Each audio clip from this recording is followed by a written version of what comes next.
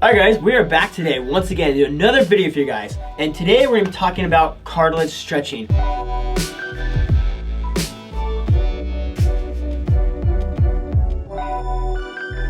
Ear cartilage stretching, what am I referring to exactly is this whole upper part of your ear. You kind of feel it's obviously that dense tissue all up in there. That's your ear cartilage, okay? And let's kind of talk about why you should or shouldn't be stretching your ear cartilage. There's two really common piercings when it comes to stretching in ear cartilage. The first one's gonna be your flats. It's this whole upper flat part of your ear. And your second one's gonna be the conch, all right? So this whole inner part of your ear right in here. Now you can stretch just about anything in the ear, but those are the two most common ones that you're gonna see, and that's what we're gonna really talk about and kind of focus on for this video. There's two ways to get a bigger size piece of jewelry in your ear cartilage, all right? Two ways to go about it. One would be traditional stretching, and two would be like a dermal punch or a biopsy punch, all right?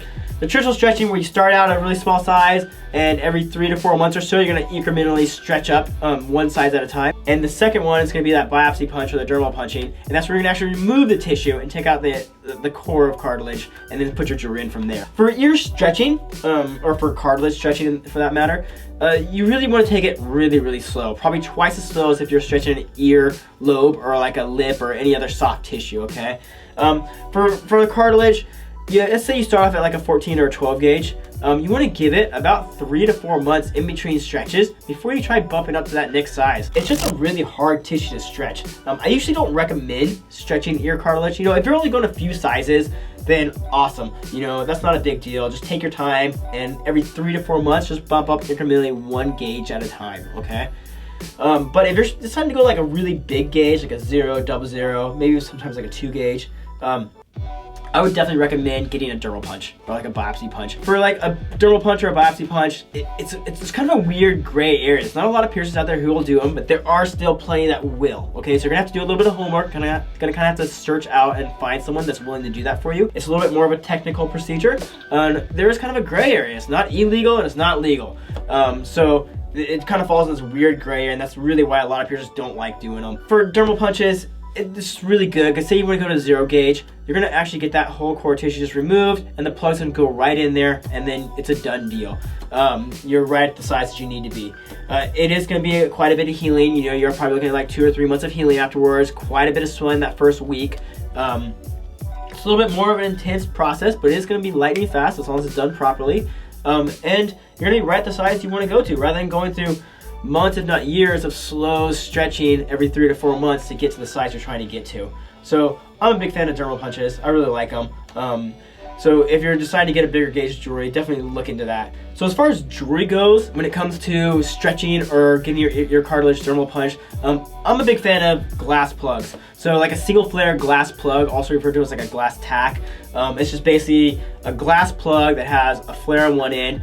You're gonna have your straight length in the middle, and then it's gonna be rounded on the back. That's gonna make for really great healing, also really simple insertion during the stretching or the punching process. Yeah, so they're really easy to find. Any piercer worth a grain of salt carries them. We also carry them on the website. But yeah, definitely single flare glass plug for any stretching or punching of ear cartilage. When it comes to like Aftercare for all those guys, both of them is going to be like a saltwater spray. Saltwater sprays or saltwater soaks are probably the two best methods to take care of either stretching or getting your ears dermal punched. For the saltwater sprays, all you're going to do is pick up a product. There's a couple products out there, like Neomed is a great product. We carry that on the site. It's a really cool product. It's just a saltwater spray, saltwater mist.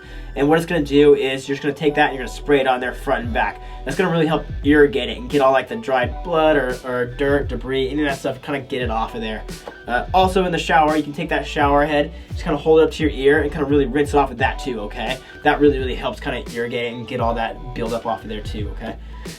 So there's really not a lot to tell you guys about that. It's a pretty simple, pretty cut and dry thing. Ear cartilage, if you want to just go something really small, or you're just trying to go a few sizes here and there, stretching's a great way to go about it. If you're trying to get to those bigger sizes, look into some dermal punching. It's going to be a little bit harder to find someone that can actually do that for you, but they are out there, and I'm sure with a little bit of homework, you'll track them down no problem at all. So once again, as always, you guys, thanks for watching, and we'll see you guys next time.